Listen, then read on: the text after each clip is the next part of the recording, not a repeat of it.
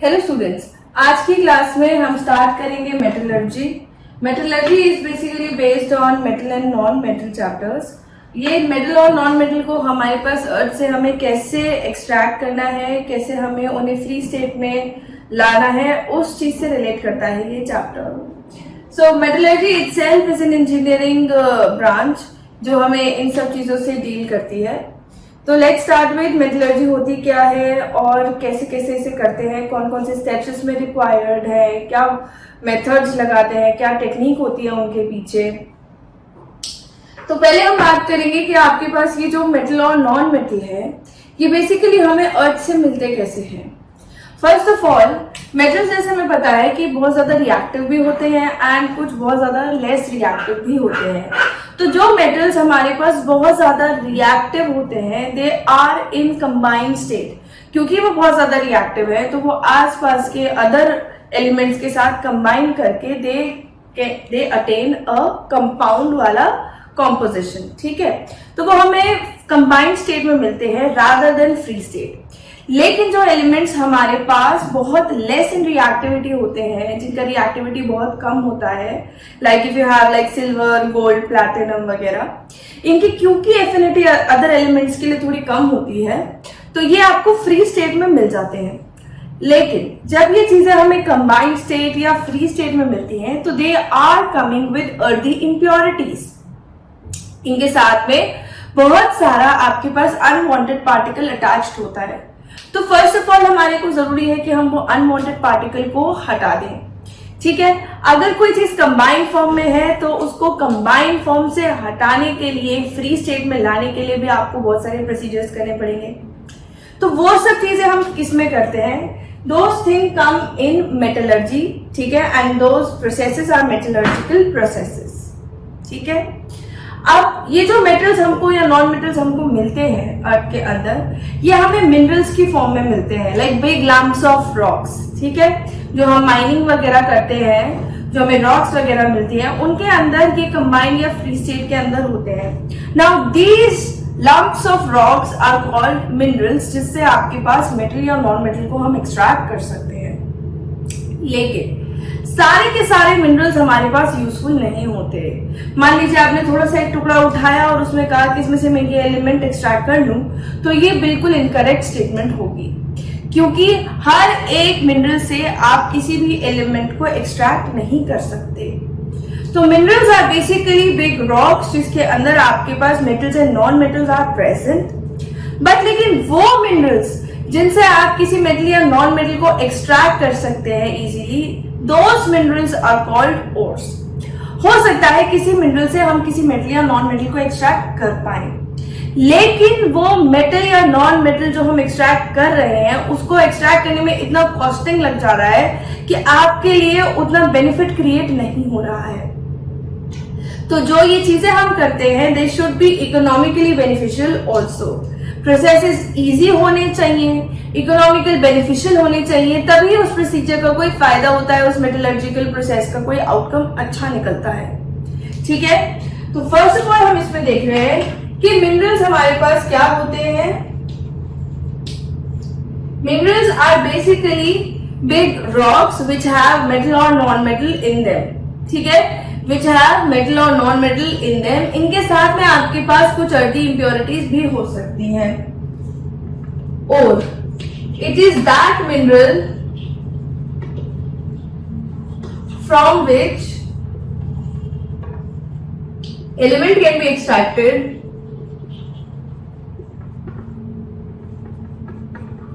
और ज्यादातर हम ये मेटल्स के लिए करते हैं। तो हम जो टर्म यूज कर रहे हैं यहाँ पे एलिमेंट्स कैन बी एक्सट्रैक्टेड, उसकी जगह आप मेटल कैन बी एक्सट्रैक्टेड लिख सकते हैं। तो elements can be extracted easily and beneficially. ठीक है, तो यहां से आपके पास जो एलिमेंट्स आपको एक्सट्रैक्ट होते हैं वो इजीली, मतलब कि प्रोसेस बहुत सिंपल रहने चाहिए, और बेनिफिशियली मतलब आपको कॉस्ट में भी फायदा होना चाहिए उसमें। ठीक है, ना मेहनत ज्यादा लग रही है, पैसा भी ज्यादा आना चाहिए। फिर अब जैसे ये ओर है, ओर के अंदर आपके पास जो एलिमेंट रहेगा वो कंबाइंड फॉर्म में रहेगा। ठीक है, अच्छा, कंबाइंड फॉर्म में होने के साथ जो और रहेगा उसके अंदर अपार्ट फ्रॉम जो कंपाउंड आपको चाहिए जिसमें से आपको एलिमेंट को एक्सट्रैक्ट करना है, उसके अलावा बहुत सारी चीजें इंक्लूडेड होती हैं। वो बहुत सारी चीजें जो इंक्लूडेड होती हैं जो हमारे किसी काम की नहीं है, दोज अनवांटेड पार्टिकल्स, जो कि आपके पास केमिकल भी हो सकते हैं और they could be earth impurities like sand, dust वगैरह, ये सब हमारे पास अनवांटेड पार्टिकल है। And all these unwanted particles are called gangue और मैट्रिक्स। गैंग्यू, गैंगी, जैसे भी आप प्रोनाउंस करना चाहें, it is up to you only, या फिर मैट्रिक्स। ठीक है, this is the unwanted impurities. ठीक है, इम्प्योरिटीज तो वैसे किसी को भी नहीं चाहिए होती, अनवांटेड पार्टिकल्स और इम्प्योरिटीज। तो these are the unwanted particle और इम्प्योरिटीज, दे कुड बी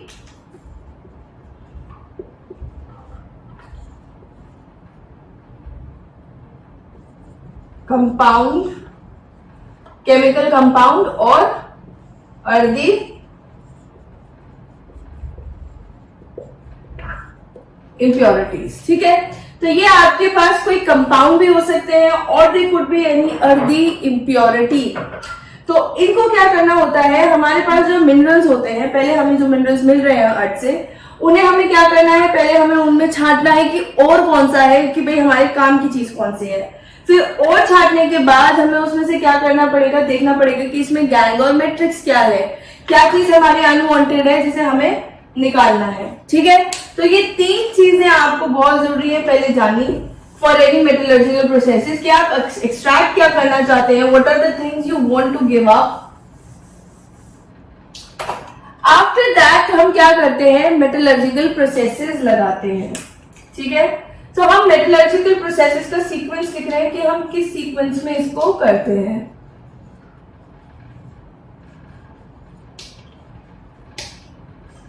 सबसे पहले हम करते हैं ड्रेसिंग ऑफ और एनरिचमेंट ऑफ और या कॉन्सेंट्रेशन ऑफ और।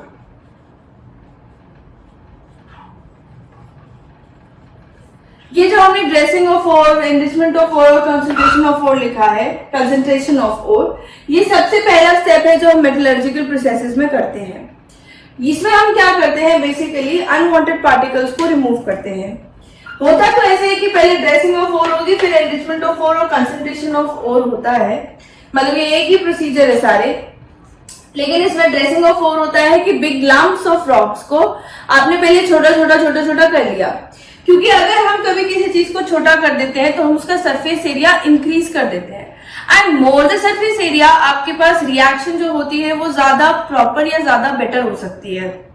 तो इसलिए सबसे पहले हम करते हैं ड्रेसिंग ऑफ और। ड्रेसिंग ऑफ और में हम कर रहे हैं कि आपने जो भी आपके पास बिग लम्प्स ऑफ रॉक्स हैं उनको सबसे पहले आपने ग्राइंड करके स्मॉल पीसेस में कर लिया है। जरूरी नहीं है आपने बिल्कुल ही बहुत पाउडरिश फॉर्म में किया है, इफ यू नीड इट तो आप उसे पाउडर फॉर्म में कर सकते हैं, and that powder form is called pulverisation of ore. तो बेसिकली क्या है, आप क्या करेंगे, ड्रेसिंग ऑफ ओर में आपके पास बिग लम्प्स ऑफ रॉक्स है, उन्हें ब्रेक डाउन करेंगे स्मॉलर पीसेस में। If you further need it in powder form you can pulverise the ore, that is called pulverisation, यानी कि फाइन पार्टिकल्स जो आपके स्मॉल पार्टिकल्स हैं उससे फाइन पाउडर बना रहे हैं अगर आप। Now this thing is called pulverisation. पहले वाला ग्राइंडिंग है कि बिग लंप से आप छोटा छोटा पीस कर रहे हैं, दैट इज ग्राइंडिंग। ग्राइंडिंग से आप बिल्कुल पाउडर बना दे रहे हैं, that is pulverisation, and pulverisation is done only when needed. ठीक है, उसके बाद में आपके पास जो कि पाउडर्ड ओर है या जो स्मॉल पीसेस ऑफ ओर है उनको हम क्या करते हैं, एनरिचमेंट करते हैं उनका, या कंसंट्रेशन, एक ही बात है। एनरिचमेंट और कंसंट्रेशन में हमारे पास क्या होता है, समटाइम्स ड्रेसिंग ऑफ ओर इनके साथ में ऐसे ही लिखा जाता है, इसलिए मैंने लिख दिया है। Enrichment of ore or concentration of ore में बेसिकली क्या कर रहे हैं हम, कि अमाउंट ऑफ यूजफुल कंपाउंड आप बढ़ा रहे हैं, you are concentrating the thing. अगर मान लीजिए मेरे पास कोई एक सोल्यूशन में उसे कॉन्सेंट्रेट कर रही हूं, इसका मतलब है जो उसके अंदर लिक्विड वाला पार्ट है मैं उसको इवेपोरेट करके जो मेन पार्ट है उसको हम कॉन्सेंट्रेट कर रहे हैं और यूज कर रहे हैं। तो बेसिकली क्या कर रहे हैं हम, we are increasing the amount of the useful compound. Now how can we do that? हम क्या कर सकते हैं कि जो इम्प्योरिटीज है उन्हें रिमूव कर दें। जो हमारे पास अनवांटेड पार्टिकल है हम उसको यदि अगर रिमूव कर दें तो हमारे पास वो कंपाउंड रह जाएगा जिसमें से आपको मेटल या नॉन मेटल एक्सट्रैक्ट करना है। ठीक है, तो in this procedure, in this enrichment of ore or concentration of ore, what are you doing? You are increasing the amount of the compound and you are removing the unwanted particles. That means it is the removal of the gang or matrix. तो इस procedure में gang को remove किया जाता है। ठीक है, it is the removal of gangue और मैट्रिक्स। इनका आपने अगर रिमूवल किया है, this is called the enrichment of ore. अब डिपेंडिंग अपॉन आपके पास किस तरीके का ओर है, आपके पास ओर किस टाइप का है, ये जो कॉन्सेंट्रेशन है ये फर्दर आपके पास अलग अलग तरीके की हो सकती है। मतलब अलग अलग मेथड्स हम इसमें लगा सकते हैं कि आप किसी ओर को कॉन्सेंट्रेट कर रहे हैं, मतलब गैंग निकालने के अलग अलग तरीके हैं। ठीक है, जैसे मान लीजिए किसी, अगर आप घर के बाहर हैं, घर के बाहर वाले अगर हम फर्श को देखते हैं, वहां पे हम क्या करते हैं, बहुत ज्यादा धूल होती है, आप एकदम पानी डाल देते हैं, कहीं बहुत ज्यादा मिट्टी या बहुत ज्यादा पानी डाल देते हैं। ठीक है, लेकिन अगर आपके पास डस्ट कम होती है, जैसे हम सरफेसेस पे देखते हैं, लाइक अगर आपके पास बेड का सरफेस है, टेबल का सरफेस है, तो वहां पे आप पानी नहीं डालते because the particles are not that concentrated, इतना ज्यादा इम्प्योरिटी आपके पास नहीं होता। What you do, you take a cloth और सम पेपर और फिर आप उसकी डस्टिंग कर देते हैं, because that is some another method depending upon impurity किस टाइप की है। Now this is what you are doing. अगर आपके पास जैसे मान लीजिए कहीं पानी फैल गया है, कहीं दूध फैल गया है, कहीं हनी फैल गया है, तो उसको आप क्या करते हैं, नाउ व्हाट यू डू, आप कपड़े से लेकर के कॉटन के उसको सोक करने की कोशिश करते हैं। Now this is another method that you are doing. आप उसके ऊपर पानी नहीं फैला सकते।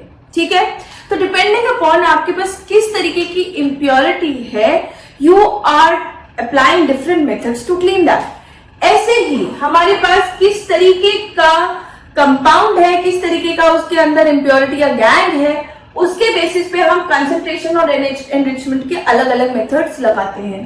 सबसे पहला मेथड होता है आपके पास ग्रेविटी सेपरेशन,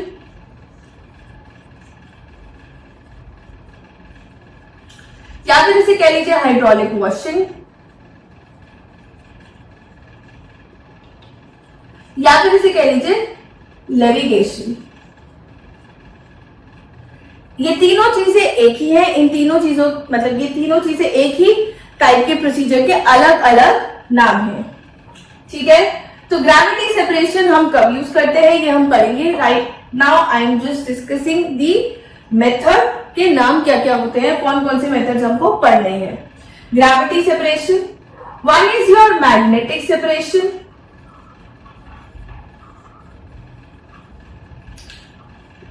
एक होता है हमारे पास flotation. I am not saying इसके बाद में ये, इसके बाद में ये, इसके बाद में, क्योंकि हमें ये सारे नहीं लगाने, ये सारे आपके पास अलग अलग गैंग रिमूव करने के मेथड्स हैं, इनको हमको पढ़ना है। डिपेंडिंग अपॉन आपके पास किस तरीके का और किस टाइप की इम्प्योरिटी है, हम इनमें से सिलेक्ट करेंगे कि कौन सा हमें कॉन्सेंट्रेशन का मेथड लगाना है, and then we will be concentrating the ore. तो फ्रॉम फ्लोटेशन मेथड, और एक होता है हमारे पास chemical separation. Now this chemical separation is also called leaching, कि अगर हम ओर की लीचिंग कर रहे हैं इसका मतलब हम उसमें केमिकल सेपरेशन का कंसंट्रेशन मेथड यूज कर रहे हैं। ठीक है, तो पहले हम सबसे पहले क्या करते हैं, what we do, we enrich the ore, we concentrate the ore, that is the removal of the gang, and we can do it by any of these methods depending upon what type of gang is present or what type of compound of the metal you are taking. ठीक है, दूसरा होता है after this concentration. इस concentration को करने के बाद, यानी कि जब आपने इम्प्योरिटीज रिमूव कर दी है, After the removal of the impurities, what you do? You convert into oxide form. यानी कि अगर कोई चीज अपनी किसी और फॉर्म में, कार्बोनेट या सल्फाइड फॉर्म में है, उसको हम ऑक्साइड फॉर्म में कन्वर्ट कर देते हैं. जैसे हमारे पास कुछ ओर्स होते हैं, कुछ ओर्स के नाम आपको जरूर याद होने चाहिए. आयरन के, जिंक के, एल्यूमिनियम के, इनके तो आपके टिप्स के ऊपर होने चाहिए कि कौन कौन से ओर्स होते हैं. तो जैसे मान लीजिए अगर मेरे पास ओर है कैल्शियम कार्बोनेट, लाइमस्टोन, ठीक है, इसमें मेरे पास कैल्शियम कार्बोनेट फॉर्म में है. तो पहले हम क्या करेंगे, ये वाली चीज हमने भाई गैंग वैंग हटाओ, क्योंकि हमने ये कंपाउंड एक्सट्रैक्ट कर लिया. मुझे चाहिए कैल्शियम. अब ये कैल्शियम लेने के लिए मुझे क्या करना है, इस कार्बोनेट से इसको अलग करना है. इस कार्बोनेट से अलग करूंगी या फिर मैं कैल्शियम ऑक्साइड से अलग करूंगी. तो इजी मेरे पास मेथड रहेगा जब मैं कैल्शियम ऑक्साइड से अलग करूंगी, क्योंकि ऑक्साइड्स को हम किसी सिंपल रिड्यूसिंग एजेंट से या फिर इलेक्ट्रोलिसिस से हम अलग कर सकते हैं. तो इसमें हम क्या करेंगे, हम कैल्शियम कार्बोनेट वाली फॉर्म को पहले किस में कन्वर्ट कर देंगे, कैल्शियम ऑक्साइड की फॉर्म में. इसी तरीके से मान लीजिए मेरे पास आयरन सल्फाइड है, तो मैं सल्फाइड को भी पहले किस में कन्वर्ट करना चाहूंगी, आयरन के ऑक्साइड के अंदर, सो दैट मैं इसको इजीली यहाँ पे किसी रिड्यूसिंग एजेंट की हेल्प से अलग कर सकती हूँ. तो इसलिए हम क्या करते हैं, convert into the oxide form. But अगर आपके पास और ऑक्साइड फॉर्म में ही है, suppose if you are talking about the two ores of iron, that is hematite and magnetite. तो एक हमारे पास होता है Fe2O3 और एक होता है हमारे पास Fe3O4.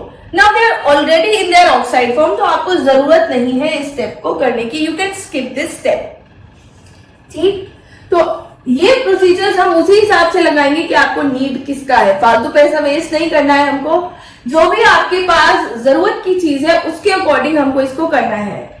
तो convert into the oxide form, फिर हम क्या करेंगे, ऑक्साइड फॉर्म में कन्वर्ट करेंगे. Now this conversion is done because the reduction और सेपरेशन लिख लीजिए आप, of metal from the oxide form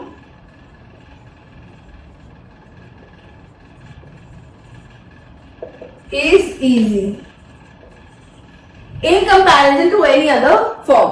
कि आपको मेटल को उसके ऑक्साइड फॉर्म से सेपरेट करना है या फिर रिड्यूस करके एक्सट्रैक्ट करना है, that is very much easy in comparison to what you do in the carbonate और सल्फाइड फॉर्म. तो अगर आपके पास और मान लीजिए कार्बोनेट फॉर्म में है, तो हम क्या करेंगे, कन्वर्जन ऑफ ऑक्साइड फॉर्म भी आपके पास दो तरीके से हो सकता है. एक हो सकता है आपके पास कैल्सिनेशन और एक होता है हमारे पास roasting. Now this calcination is done for the carbonate ores. अगर आपके पास कार्बोनेट को आपको ऑक्साइड में कन्वर्ट करना है, if you want to convert the carbonate form to the oxide form, you will use calcination. तो C और C ध्यान रखेगा. Now roasting, अगर आपको सल्फाइड वाली फॉर्म में है और उसको कन्वर्ट करना है किसमें, ऑक्साइड में. Now if you want to convert the sulfide ore into the oxide ore या compound, you can use roasting. ठीक है, तो ये हमारे पास मतलब फर्स्ट मेथड था. फिर उसके अंदर सेकंड चीज हम ये करेंगे. Now this second चीज can be skipped if you already have the oxide form. But अगर आपको लोअर ऑक्सीडेशन स्टेट से हायर में ले जाना है, मान लीजिए किसके पास एक ऑक्सीजन आपको दो लगाने हैं, तो भी आप इनमें से कोई मेथड यूज कर सकते हैं. ठीक है, आफ्टर दिस आपने जब ऑक्साइड फॉर्म में कन्वर्ट कर दिया है, once you converted into the oxide form, कि भाई ये चीज हमारे पास ऑक्साइड फॉर्म में आ गई है.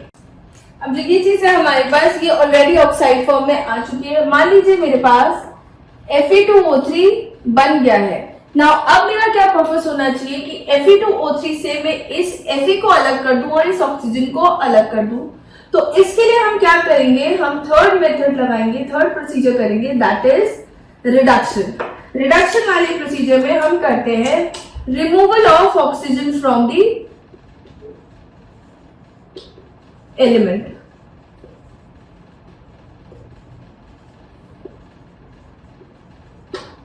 इसमें हम करते हैं removal of oxygen from the metal.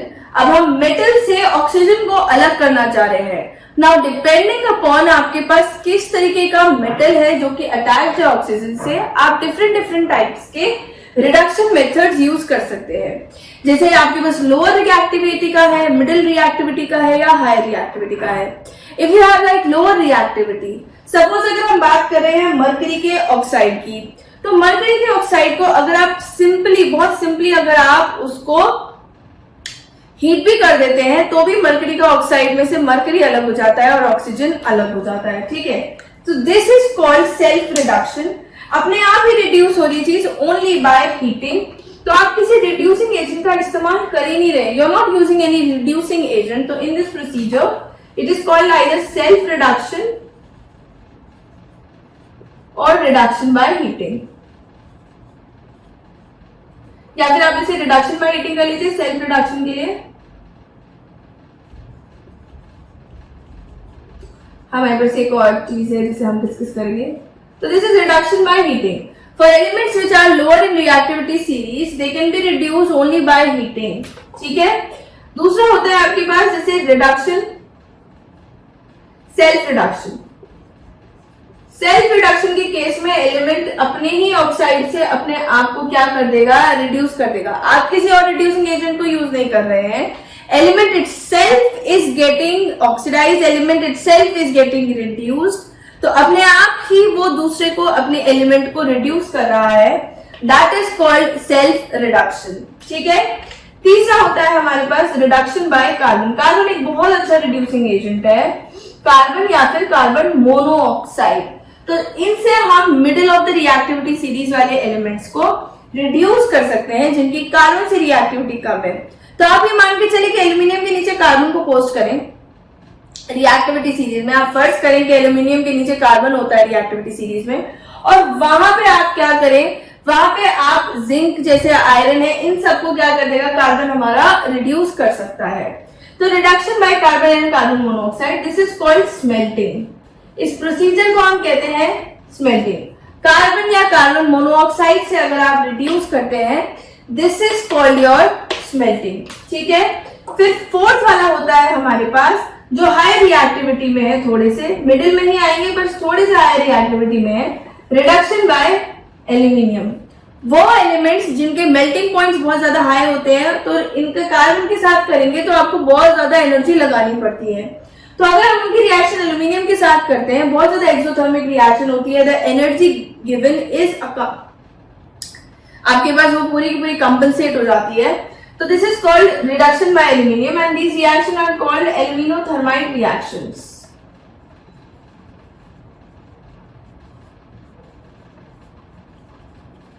एल्यूमिनोथर्माइड process. फिर होता है लास्ट में जो हायर रिएक्टिविटी की चीजें, बिल्कुल हायर रिएक्टिविटी की, जो इन सब से रिड्यूस नहीं हो सकती। मान लीजिए सोडियम है, पोटेशियम है, ये सब इनके लिए करते हैं हम इलेक्ट्रोलिटिक रिडक्शन। इनके लिए हम इलेक्ट्रोलिसिस यूज करेंगे। जो इलेक्ट्रोलिसिस वाला चैप्टर है उसमें हमें इलेक्ट्रोलिटिक रिडक्शन वाला वर्ड आया था। मैंने कहा था कि मैं इस चैप्टर में उसको थोड़ा सा एक्सप्लेन करूंगी कि इलेक्ट्रोलिटिक रिडक्शन हमारे पास क्या होता है। तो once we start with all these topics, हम जब स्टार्ट करेंगे तो हम इलेक्ट्रोलिटिक रिडक्शन भी पढ़ेंगे। इसमें हम इलेक्ट्रोलिसिस का इस्तेमाल करेंगे। We are not using any reducing agent because these elements cannot be reduced by any other element because they have high affinity for oxygen. फिर लास्ट वाला होता है हमारे पास, this is electrolytic reduction. Last वाला जिसमें हम एकदम आपके पास एलिमेंट एक्सट्रैक्ट हो चुका है, अब आप क्या करना चाहते हैं, उस एलिमेंट को रिफाइन करना चाहते हैं। नाउ दिस रिफाइनिंग, जो आपके पास एलिमेंट में अगर बाई चांस इन सब प्रोसीजर्स के बाद में भी कोई इंप्योरिटी बच जाती है, there are some atmospheric impurities और एनी काइंड ऑफ इंप्योरिटीज, उनको रिमूव करने के लिए हम क्या करते हैं, रिफाइनिंग का प्रोसीजर करेंगे। Now this in this we are going to refine the element. Now this is called refining, ठीक है। रिफाइनिंग के बहुत सारे प्रोसीजर्स हो सकते हैं डिपेंडिंग अपॉन, जैसे हम लिक्वेशन करते हैं या फिर डिस्टिलेशन करते हैं। These are also refining methods, ठीक है। तो in this class we are going to discuss only the electrolytic refining of copper which we have already, electro refining of copper जो हमने लास्ट में पढ़ ली थी। फॉर द इलेक्ट्रोलिसिस चैप्टर हमने पढ़ा था electro refining of copper. And one more thing that you have is the specific case for aluminium कि aluminium को बॉक्साइट ओर से कैसे एक्सट्रैक्ट करते हैं, वो भी हम पढ़ेंगे इलेक्ट्रोलिटिक रिडक्शन में। ठीक है, तो this was just a brief about the chapter कि इसमें हमें क्या क्या चीजें पढ़नी है, कैसे कैसे आप ये मेथड्स लगाते हैं। मैं एक बार ही आपको बता दी कि ये मेथड लिख लो, फिर ये मेथड लिख लो, तो आपको लगता है कि सारे मेथड्स हमको यूज करने हैं, पर इस तरीके से नहीं चलेगा। ये बेसिकली 4 मेटलर्जिकल प्रोसेसेस होते हैं, डिपेंडिंग अपॉन आपके पास किस तरीके का ओर है और किस तरीके की इम्प्योरिटी है, हम इसमें से सिलेक्ट कर लेंगे कि हमें कौन कौन से मेथड्स पिकअप करने हैं। Now then we will be using it for a particular type of ore. So these are the 4 metallurgical processes and these are the methods जो हमको पढ़ने हैं कि किस किस में क्या क्या होता है। So in the next class we will be starting with the concentration topics कि concentration के methods में हम क्या क्या करते हैं। वो जो 4 मेथड हमने लिखवाए हैं कि उन सब में आप किस तरीके से सेपरेट करेंगे the impurity and the metal, that we will be discussing in the next class. So this was just a brief class for the metallurgical processes.